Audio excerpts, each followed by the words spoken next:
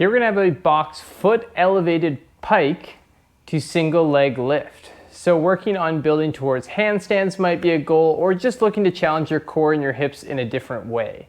So how we're gonna start this is actually in a plank with our feet up onto a box or a bench. And then what you're gonna do is you're gonna walk your hands back into a pike position where you're trying to get your biceps over top of your ears and your butt up to the sky as best as you can.